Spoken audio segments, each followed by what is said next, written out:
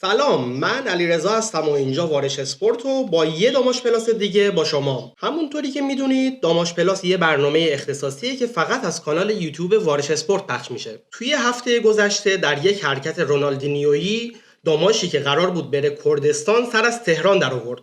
چرا؟ چون سازمان لیگ معتقده که تیم آوالان توی شهر خودش کامیاران شرایط میزبانی رو نداره که البته کل این جریان هم هیچ سودی برامون نداشت و توی بازی و حالا گل سوم رو بازیکنان آوالان میزنن بر روی یک ضربه ایستگاهی.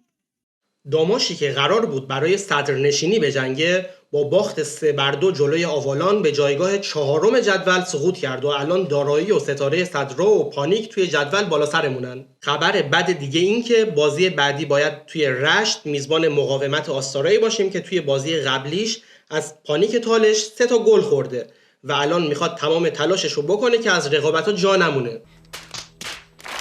اگه فکر میکنید که خبرهای بد این هفته تموم شده سخت در اشتباهید. خدا بس دیگه، خسته شدیم دیگه. 2 هفته گذشت و از نقل و انتقالات خبری نیست. بابا این که داماش نیست. معلوم نشد که بالاخره داریم تو این فرجه نقل و انتقالات چیکار میکنیم. 2 هفته گذشت و چیزی حدود 1 هفته باقی موند و معلوم نیست که بالاخره قرار بازیکن بگیریم نگیریم، وضعیت تیم قراره که به چه شکل باشه. باشگاه هم که فعلا روزه سکوت گرفته.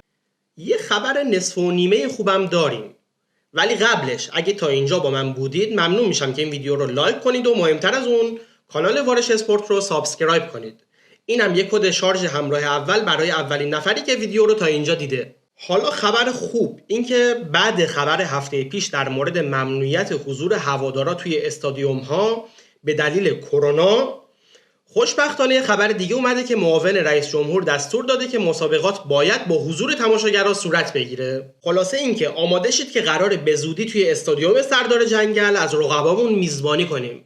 اینم از داماش پلاس این هفته. تا هفته بعد همین موقع، خداحافظ.